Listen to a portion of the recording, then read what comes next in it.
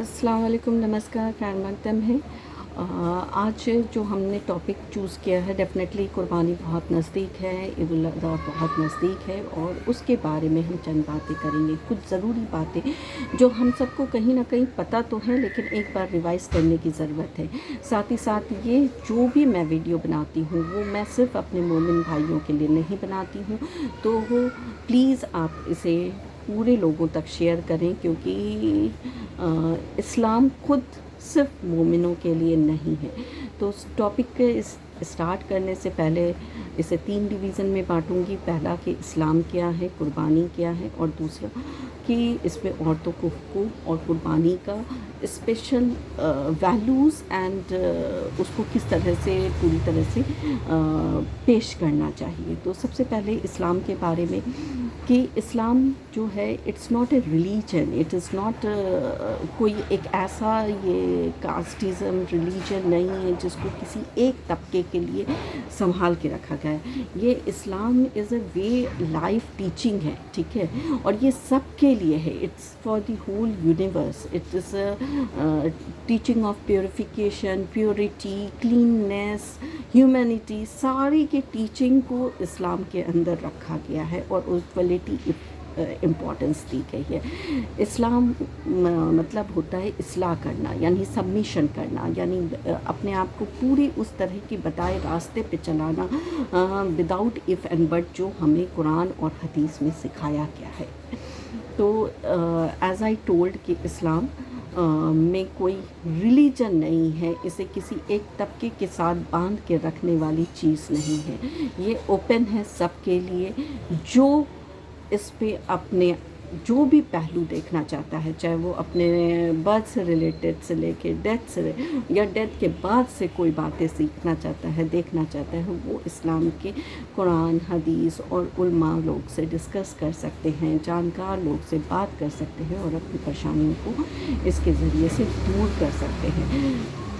कहीं पे भी ये नहीं कहा जाता कि आप कोई भी चीज़ पूछ रहे हैं तो आपको उसके लिए मोमिन होना पड़ेगा। सिवाय हज के अलावा कोई भी जगह ऐसी ऑब्जेक्शनल नहीं है जहाँ कोई भी अदर रिलीजन या कोई भी अदर रिलीजन के मानने वाले उस चीज़ की जानकारी ले ना सकें या पूछ ना सकें। इवन मस्जिद में गैर मुसलमानों को भी जाने का अलाउमेंट है, बावजूद ऑफ कोर्स।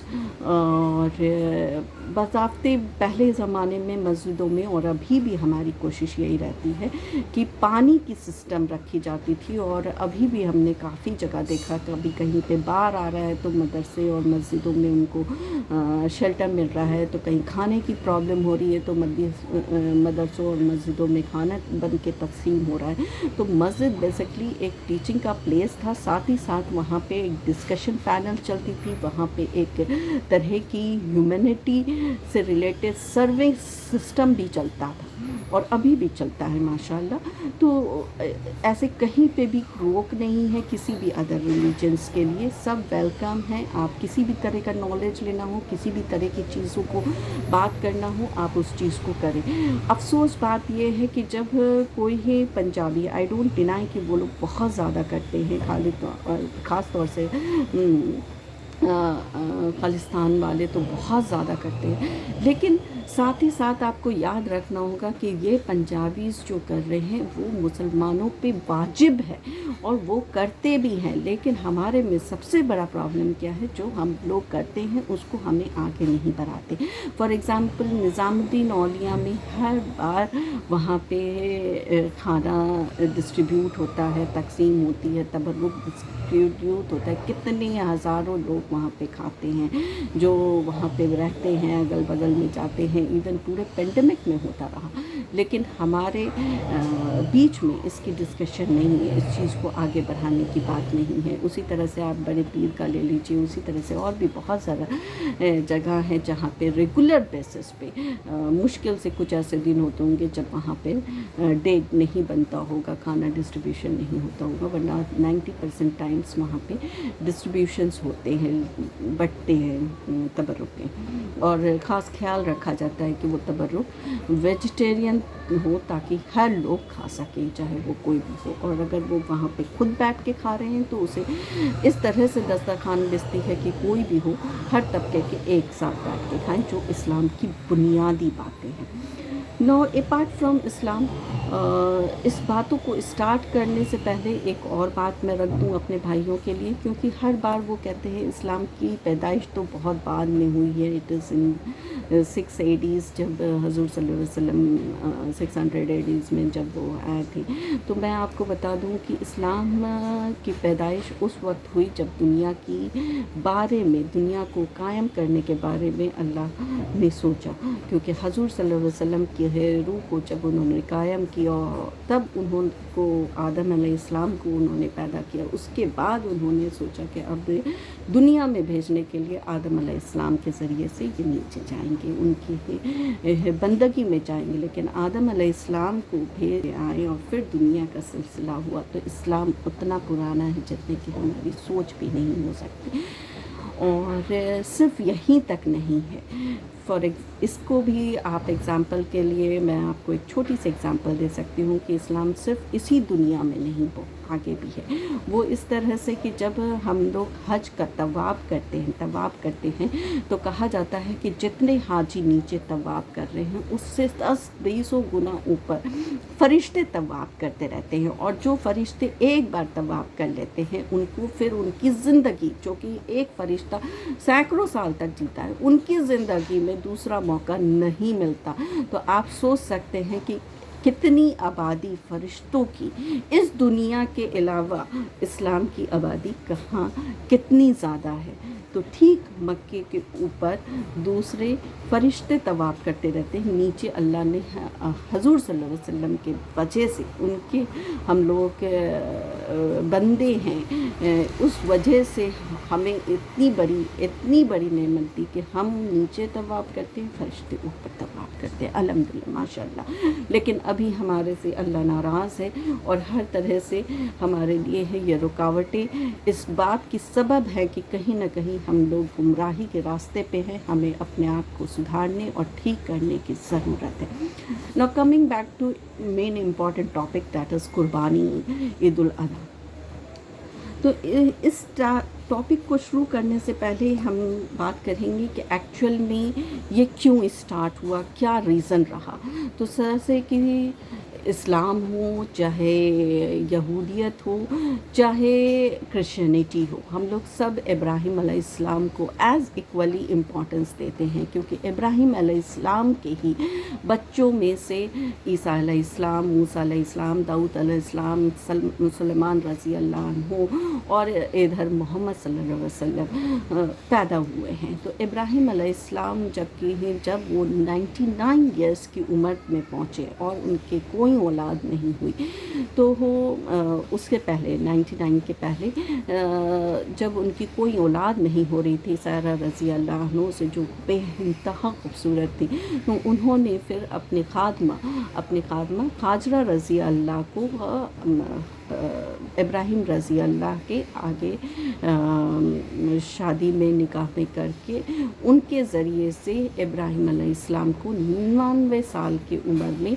बेटे हुए इस्माइल रज़ी अल्लाह अन्हु। तो सोचिए इतना साल के बाद एक बच्चा, वो भी खादमा के ज़रिए, और ये खादमा के ज़रिए ही क्योंकि अल्लाह को दिखाना था कि देखो हमारे रिलीजन में, हमारे इस्लाम में कितनी बड़ी टीचिंग बिस्मिल्लाह ही से हुई है कि एक खादमा के ज़रिए जो बच्चे हुए, जिनके ख़ानदान से हजूर सल्लल्लाहु अलैहि वसल्लम चले आए, जो कि पूरी दुनिया के कायनात के हैं, तो इसमें कहाँ बड़ा और कहाँ छोटा सोच में भी नहीं आ सकता। इस्लाम की बेस ही है कि आप किसी को छोटा बड़ा नहीं कह सकते, क्योंकि सोचिए कि सारा रज़ी अल्लाह इतनी अच्छे ख़ानदान से, इतनी उनकी बीवी होते हुए उनके औलाद में से नहीं हो पाए हजूर सल्लल्लाहु अलैहि वसल्लम, उनके औलाद में से नहीं हो के हाजरा रज़ी अल्लाह के औलादों में से पैदा किए गए, कि रहती दुनिया तक एक एग्ज़ाम्पल हो। तो पहला एग्ज़ाम्पल बड़े एवं छोटे का यहाँ पे आपको क्लियर हो जाना चाहिए कि इस्लाम में कहीं पे भी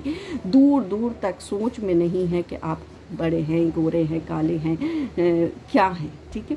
औरतों के हुकूक के बारे में तो इतनी ज़्यादा अच्छाइयाँ लिखी हैं इस्लाम में कि अगर लोग सोच ले और उस हिसाब से चल जाए तो पूरी दुनिया का निज़ाम में कहीं पे भी औरतों के जुल्म दूर दूर तक नहीं देखे और उनके हुकूक को मानने की दूर दूर तक लोग सोचे नहीं। तो जो भी गुमराही में जाते हैं, यहाँ गुमराह करने की कोशिश करते हैं, तो प्लीज़ राह लिल्लाह आप प्लीज़ अपने कुरान और हदीस का सहारा लेके खुद से उस चीज़ों को समझने की कोशिश कीजिए, और अगर नहीं समझ पा रहे हैं तो कोई ऐसे आलिम से डिस्कस कीजिए जो इस्लाम को सिर्फ़ और सिर्फ कुरान और हदीस के नज़रिए से, ना कि सिर्फ फतवा दे के छोड़ दें। तो यहाँ पे हाजरा रज़ी अल्लाह के ज़रिए उनको औलाद हुई। औलाद होने के बाद, इतने अरसों के औलाद होने के बाद अल्लाह की तरफ से एक वही आई कि तुम हाजरा रज़ी अल्लाह अन्हो को इस्माइल रज़ी अल्लाह अन्हो के साथ ले जाके उस पहाड़ पे छोड़ दो, मतलब दूर छोड़ दो। जैसा हुक्म आया वैसा उन्होंने हाजरा रज़ी अल्लाह को लिया, इस्माइल रज़ी अल्लाह अन्हु के साथ ले जाके दूर पहाड़ी पे छोड़ आए। और जब वापस आने लगे तो हाजरा रज़ी अल्लाह ने पूछा कि आप मुझे अकेले तन्हा तन्हा छोड़ के कैसे जा रहे हैं, वो भी बिना, यहाँ दूर दूर तक कुछ भी नहीं है। तो उन्होंने कहा मैं अल्लाह के हुक्म से छोड़ के जा रहा हूँ। तो जब उन्होंने कहा कि अल्लाह के हुक्म से छोड़ के जा रहे हैं, तो हाजरा रज़ी अल्लाह ने कहा तो बेशक अल्लाह ने इसमें बेहतरी रखी होगी। इतना सोच रखना, एक सुनसान जगह में एक अकेली औरत बिल्कुल नवजात बच्चे के साथ, दूध पीते बच्चे के साथ, तन्हा बिना किसी तरह की सहूलियत के साथ छोड़ के इब्राहीम अलैहिस्सलाम इतने बड़े पैगंबर चले जा रहे थे। और जाते वक्त उन्होंने कुछ नहीं, बस जब दूर, बहुत दूर निकल आए तब उन्होंने अल्लाह से कहा या अल्लाह ये तेरे हवाले, और तू बेशक यहीं से ख़ानदान आगे आबाद करेगा। और वैसा ही हुआ। तो देखिए, जब वो छोड़ के चले गए और जब पानी का कतरा ख़त्म हो गया और बच्चे की रोने की आवाज़ आने लगी, तो एक माँ बेचैन होके, जो 2 पहाड़ थे, 2 सवा मरवा, जिसमें ता दुनिया रहती दुनिया तक हज के दौरान लोग सफ़ा मरवा के ऊपर दौड़ लगाते हैं 7 बार, वो दौड़ वहाँ से स्टार्ट हुई, हाजरा रज़ी अल्लाह के दौड़ने से स्टार्ट हुई। तो एक बताइए कि एक एग्ज़ाम्पल रखा गया, एक ऐसा एग्ज़ाम्पल जो एक औरत को बोला जाता है कि इस्लाम में हुकूक नहीं, उनके एग्ज़ाम्पल पे सारे हाजी आज और आने वाले नस्ल और रहती दुनिया तक दौड़ लगाते रहेंगे।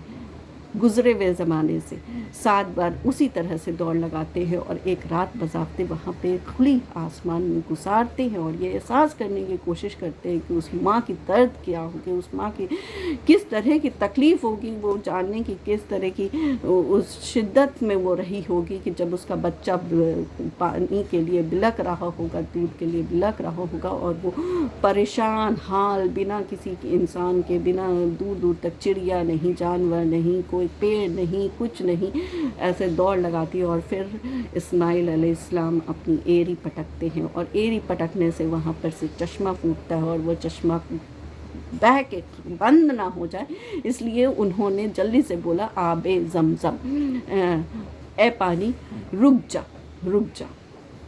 तो वो पानी वहाँ पे ठहर गया, उसका नाम आबे ज़मज़म। और आबे ज़मज़म का ये कहाना है कि वो चश्मा सीधे जन्नत से चला आ रहा है। अल्हम्दुलिल्लाह, कितनी बड़ी हम लोग को अल्लाह ने तौफ़ीक़ अता फरमाई है कि हम जन्नत का वो पानी, जो कि जन्नती पानी, अपनी ज़िंदगी में, अपने हयात में, दुनिया में हम पा रहे हैं। शुक्र अल्लाह। और कितनी बड़ी मिसाल है जो इस्लाम में बोलते हैं कि औरत के हुकूक नहीं है, औरत का दर्जा नहीं है। औरत की दर्जा इतनी बुलंद है कि उसके पूरे हिस्ट्री पे, उसकी ज़िंदगी के ऊपर पूरी ऐसी एक फ़ेस्टिवल है जो कि दूसरी सबसे इम्पॉर्टेंट फ़ेस्टिवल है, और उसकी कुर्बानियों को याद किया जाता है, उसकी चीज़ों को याद किया जाता है, उसके तरह से उस चीज़ को किया जाता है, और तब जाके हज कायम होता है। تو یہ تو ہوا. اس کے بعد پھر کافی سال گزر جانے کے بعد حکم ہوا کہ اب حاجرہ رضی اللہ کو ابراہیم علیہ السلام واپس لے آئے اسماعیل علیہ السلام کے ساتھ. اس کے بعد وہ لاتے ہیں. ان کا بیٹا اس ٹائم اسماعیل علیہ السلام 10 یا 1 سال کا تھا یا 11 سال کا تھا، مجھے اتنا علم نہیں ہے، اگر مجھ سے غلطی ہوئی تو معذرت چاہتی ہوں.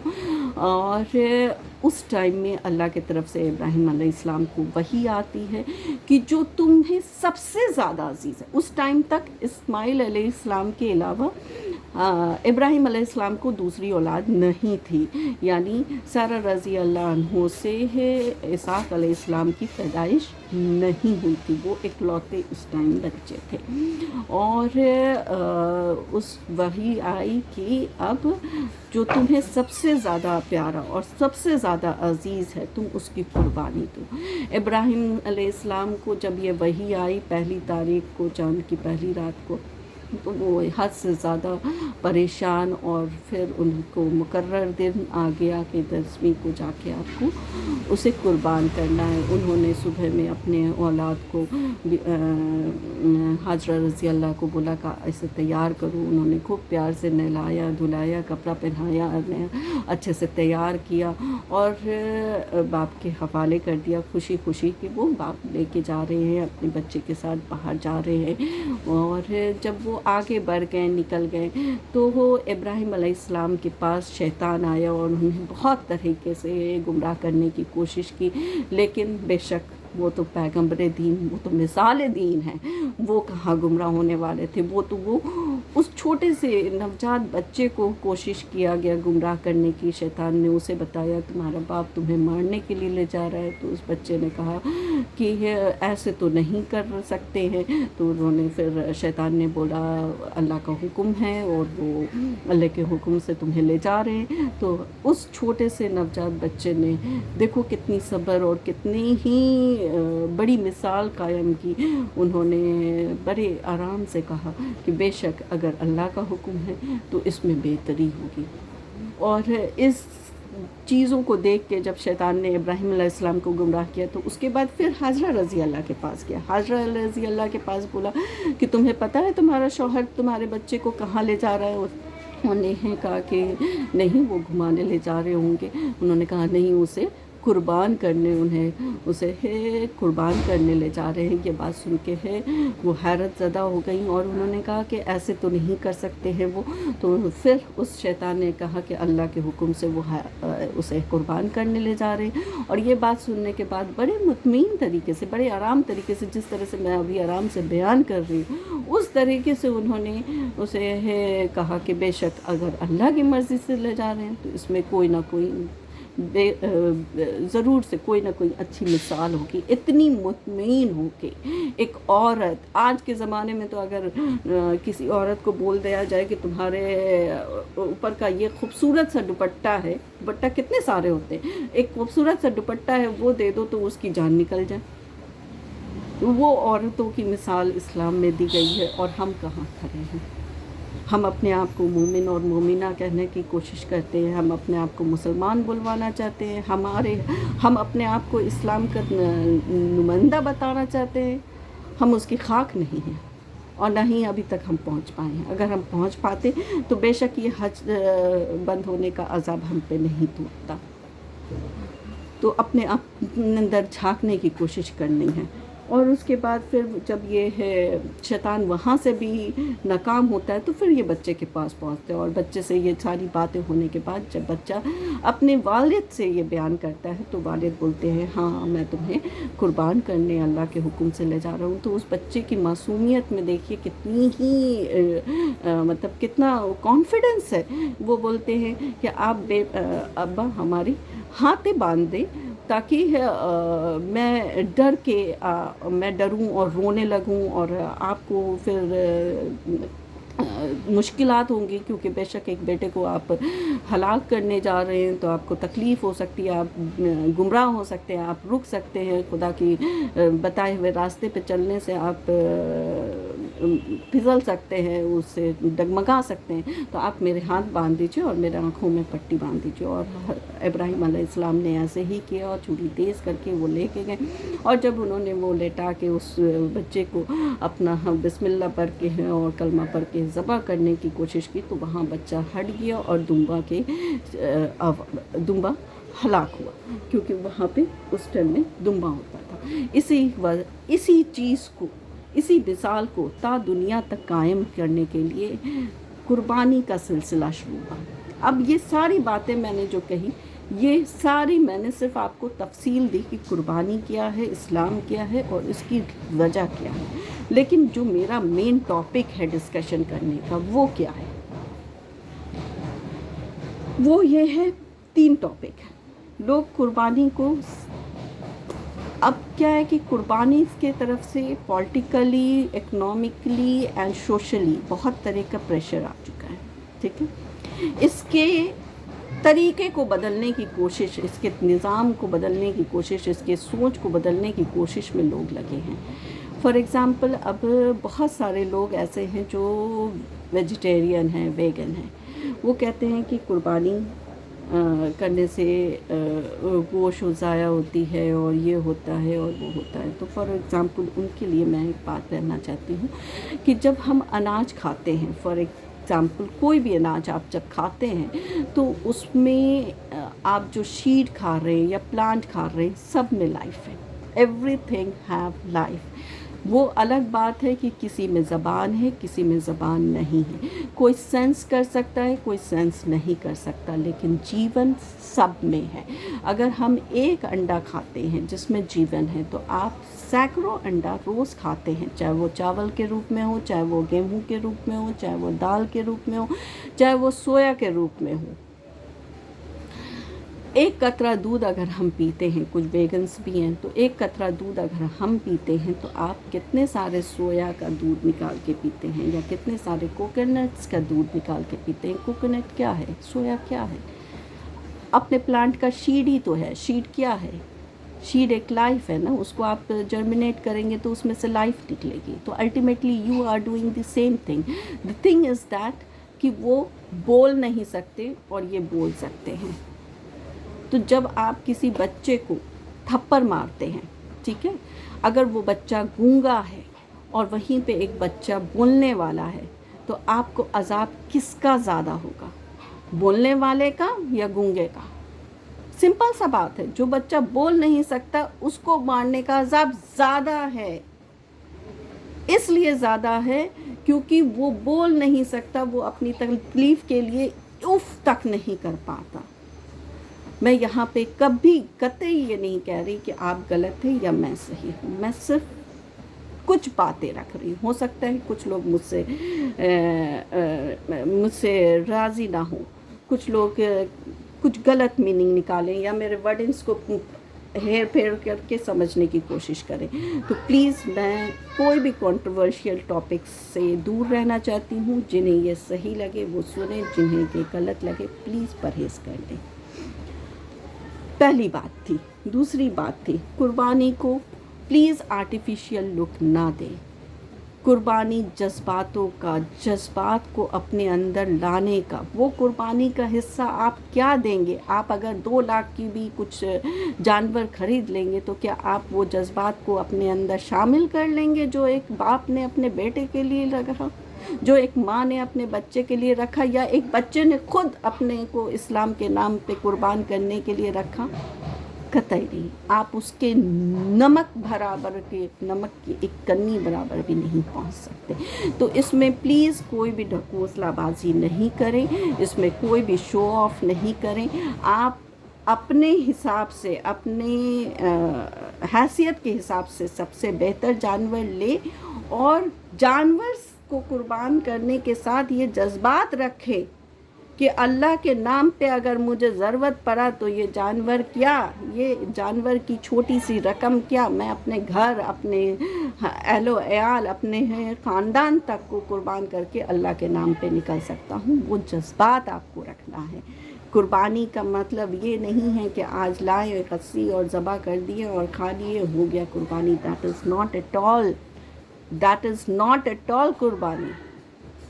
قربانی کا مطلب ہے کہ آپ اس جانور کے ساتھ وہ انسیت دکھائیں، وہ محبت دکھائیں، وہ جذبات دکھائیں، اور سب سے آپ اول اور آخر یہ احساس کریں کہ ایک والد جب اپنے بچے کو لے جا رہا ہوگا قربان کرنے، تو اس 40 قدم کے اندر وہ 400 سال بعد مڑا ہوگا. کتنی زیادہ اس کو تردد ہوگی، کتنی زیادہ اس کے دماغ میں چیزیں چل رہی ہوں گی، اور کتنا زیادہ وہ مطمئن بھی تھا کہ آرام سے وہ اللہ کے نام پہ اسے لے جا رہا تھا، کیونکہ بے شک اسے کہیں نہ کہیں یہ اس بات کی مطمئن تھا کہ جو بھی ہو رہا ہے، جو بھی ہم کرنے جا رہے ہیں، وہ اللہ کی راہ کے لیے کرنے جا رہے ہیں، اور اس میں بہتری ہوگی. اسی طرح سے قربانی کو کچھ لوگ کہتے ہیں کہ قربانی کا اتنا اماؤنٹ نکل رہا تھا، مطلب قربانی کے لیے اگر میں خصی اتنے اماؤنٹ کا لے رہی تھی یا اتنے اماؤنٹ کا میں قربانی کرنے والی تھی، تو اس اماؤنٹ کو میں صدقہ کر دے رہی ہوں یا اس اماؤنٹ کا میں کسی کو دے رہی ہوں. تو آئی ریمائنڈ یو آل پلیز، قربانی صدقہ، فطرہ یا زکوٰۃ نہیں ہے. قربانی قربانی ہے.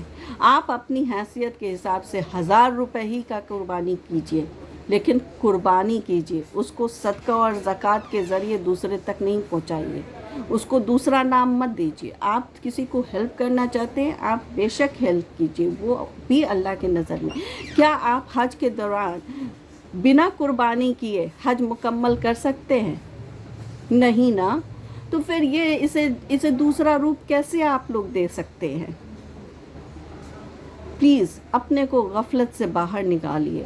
قربانی کا مطلب قربانی ہے، آپ کو قربانی دینی ہے، اور اس احساس کے ساتھ دینی ہے، اس چیز کو رکھ کے دینی ہے کہ کس طرح کی حالات سے وہ لوگ نکلے ہوں گے، اور کس طرح سے وہ اسلام کے نام پہ ہر ایک چیز میں بولی نا، آج کل ایک دوپٹہ دینے کے لیے آدمی سوچتا ہے، ہر ایک چیز اپنے جسم کا، بولتے نا کہ ایک فقیر کے پاس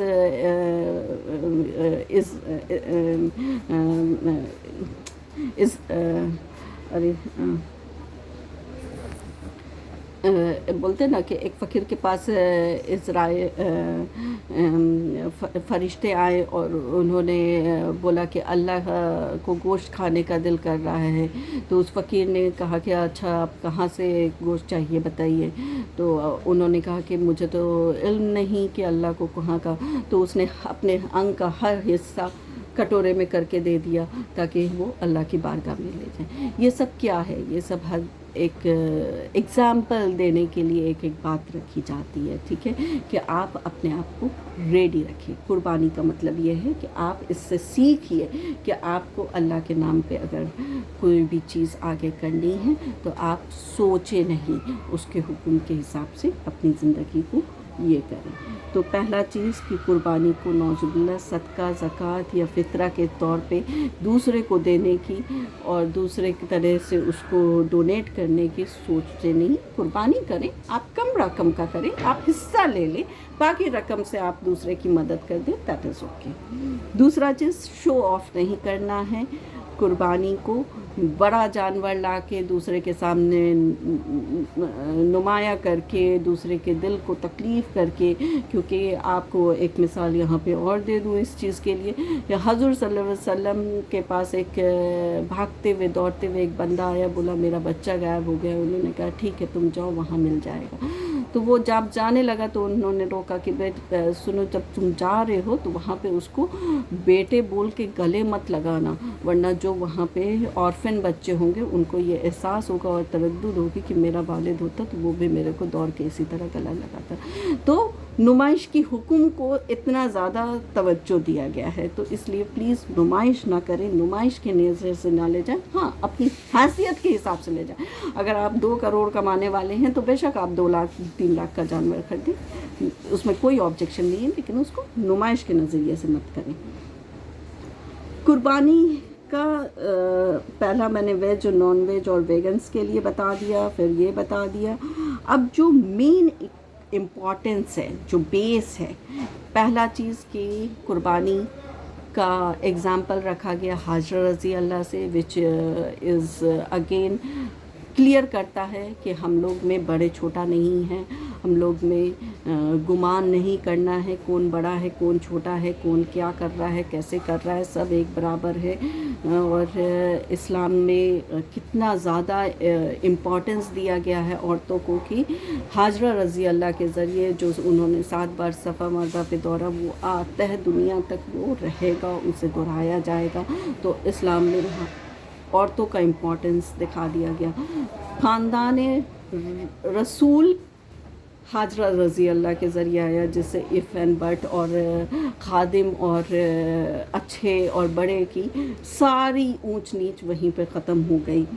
और कुर्बानी में अपने ही बेटे की कुर्बानी, अपने इकलौते बेटे की, वो भी 99 साल की उम्र में जाके पैदा हुए इकलौते बच्चे को, जिसको एक बार और बेबान में छोड़ के आ चुके, उसको वापस फिर दिल से लगाने के बाद फिर से वापस कुर्बान करने के लिए ले जाना, इतना बड़ा कलेजा, इतनी बड़ी कुर्बानी के लिए रेडी रहने का एग्ज़ाम्पल भी इस्लाम में मिल गया। अब दूसरा मैं पहलू जो रखने वाली हूँ वो economically and humanity and sociality के ऊपर रखने वाली हूँ। पहला चीज़, कुर्बानी में जो हम लोग सिस्टम स्टार्ट हुआ, तो सिस्टम में क्या है, आप जो भी कुर्बानी कर रहे हैं, चाहे वो 2 लाख का हो, चाहे 30 लाख का हो, चाहे वो 2000 का हो, चाहे 1000 का हो, जो भी हिस्सा हो उसका 3 हिस्सा बराबरी से होना है।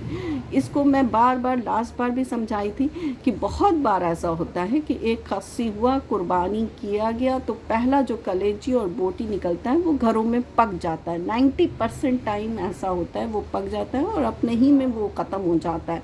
और लोग सोचते हैं कि हमने कुर्बानी का हिस्सा बाखूबी तकसीम किया। नहीं, गलत है। अगर आप वो पका भी रहे हैं तो उसका 3% आपको निकालना है, फ़कीरों में तकसीम करना है। और अगर आप नहीं पका रहे हैं तो उसका 3% रॉ आपको तकसीम करना है।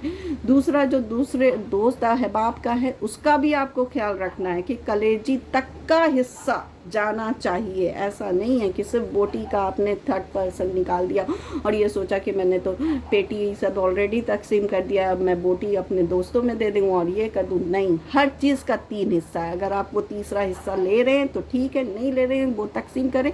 उसको आप काउंट नहीं कर सकते दूसरे चीज़ों के साथ, चाहे वो बोटी हो, हड्डी हो, चमड़ा हो, चाहे आपका खाल हो, चाहे आपकी कलेजी हो, या तो फिर आप उसको तीसरा हिस्सा तकसीम करें, या नहीं कर रहे हैं तो उतने अमाउंट को फिर आप गुरबा में दें, उतने अमाउंट को गुरबा में बांटें।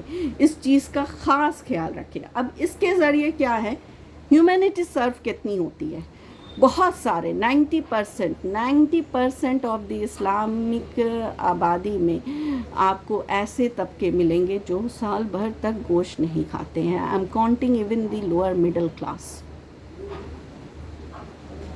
महंगाई के वजह से। लेकिन कुर्बानी के ज़रिए से वो भले ही दोस्त यार के ज़रिए से उन तक पहुँचे, अगर गुरबा में हैं, गरीबी में हैं, तो अपना गुरबे के हिस्से का हिस्सा उन तक पहुँचे और इज़्ज़त से पहुँचती है। बज़ाब्ते हुक्म है आप खुद जाके दीजिए, ना कि आपके पास कोई आए तकसीम करने। तो इज़्ज़त के साथ उनको खाने को मिलता है, साल भर के जो नहीं खाए होते उनको इज़्ज़त के साथ वहाँ पे मिलता है। तो we are serving a humanity. अगर उसको लंगर लगा के अगर हम लोग चलाएं तो एक इंसान आराम से एक परिवार को 5 दिन तक आराम से खिला सकता है, अगर छोटा सा हिस्सा भी लिया है। अब ये economically how we are doing. Economically आप एक सोचिए कि एक बकरा का या एक हिस्से का अगर दाम आप रखते हैं, हिस्सा तो मत ही काउंट कीजिए क्योंकि हिस्सा तो अनगिनत होता है। अब जैसे ही मैंने ही अगर 4 बंदे हैं तो 4 हिस्सा हो गया या 5 हिस्सा हो गया। घर में 6-6, 7-7, 8-8, 9-10, 12-12 हिस्सा होते हैं, पूरे ख़ानदान का हिस्सा होता है। तो वो जो फौत हो गए उनके नाम का भी हिस्सा होता है, जैसे अम्मी हैं, जो भी है। तो हजूर पाक के नाम का हिस्सा बज़ाब्ते माशाअल्लाह हर हिस्से में रखा जाता है, कोशिश किया जाता है। तो ये हिस्सा को तो काउंट नहीं कीजिए। सिर्फ आप कुर्बानी में जो बकरा जाता है, अगर उसका एक lump sum amount, I am not talking about 30 lakhs and 20 lakhs और 2 lakhs and 5 lakhs, dashing amount, एक नॉर्मल अमाउंट को भी आप अपने कैलकुलेशन में रखिए, जो कि मान लीजिए कि 10 से 15,000, 15,000 से कम में कोई भी बकरा नहीं आता है अच्छा, मतलब 10-12 केजी का, उससे कम की आपको इजाज़त नहीं है हलाल करने की, क्योंकि वो 1 साल का भी नहीं होगा, दांत नहीं निकले हुए होंगे। तो दांत निकले हुए बकरा आपको 10 से 15,000 का, आप अगर 10 ही हज़ार ले लीजिए, 10,000 भी अगर आप ले लीजिए, तो कम से कम 20 करोड़ की आबादी में से अगर 10% लोग भी कुर्बानी करते हैं, तो कम से कम 2 करोड़ लोग हुए। 2 करोड़ लोगों के घरों में अगर 10,000 की कुर्बानी जा रही है, तो आप खुद कैलकुलेट कीजिए कि कितनी इकनॉमिक को हम लोग स्टेबिलिटी दे रहे हैं।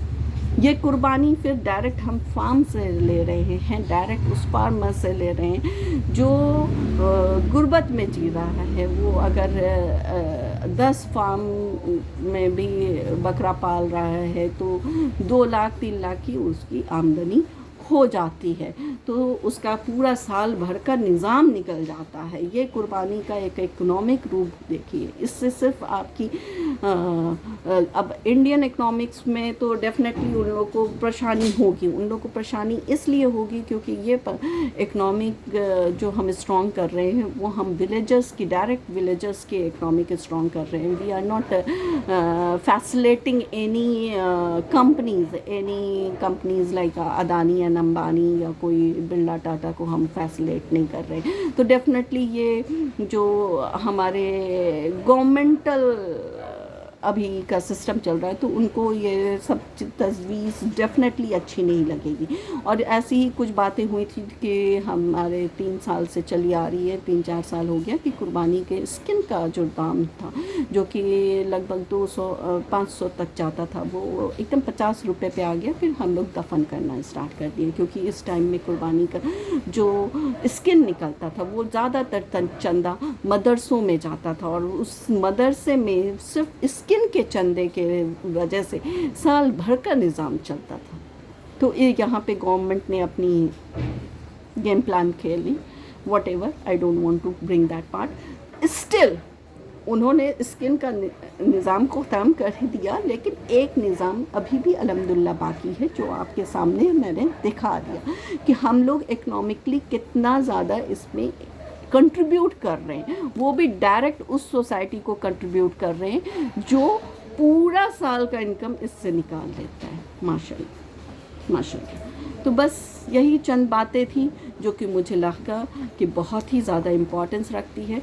प्लस कोशिश करें रोज़ा रखने की, 9वीं को 10वीं को नमाज के बाद, कुर्बानी के बाद बेशक आप रोज़ा खोलें और हजामत अपनी करवाएं कुर्बानी करने के बाद, या जो भी आप लोग, अगर औरतें हैं नाखून सब बनाना, ये सब करना, जो भी आप लोग अगर हज पे हैं तो माशाअल्लाह हम लोग को भी दुआ में शामिल रखें, और दुआ करें कि हम लोग को भी अल्लाह तौफीक दे कि हम लोग हज नसीब कर पाएँ, अपने बच्चों के साथ, अहल व अयाल के साथ जा सकें और बज़ाब्ते इसे कर सकें। और जो लोग इस साल नहीं रहे हैं, उन्हें भी अल्लाह इस हज की बरकत, इस बरकत महीने के सफ़ात से उनकी भी कब्रों में आसानी कर दे, उन्हें भी जन्नतुल फिरदौस का मुकाम अता फरमा दे, और हर तरह से उनके रिश्तेदारों को सब्र अता फरमा दे। और बस आप लोग से भी इल्तिजा है कि आप लोग अपने दुआ में हमें शामिल रखें, और आप लोग को बहुत बहुत ईद उल अज़हा मुबारक हो। अल्लाह हाफ़िज़, शब बख़ैर।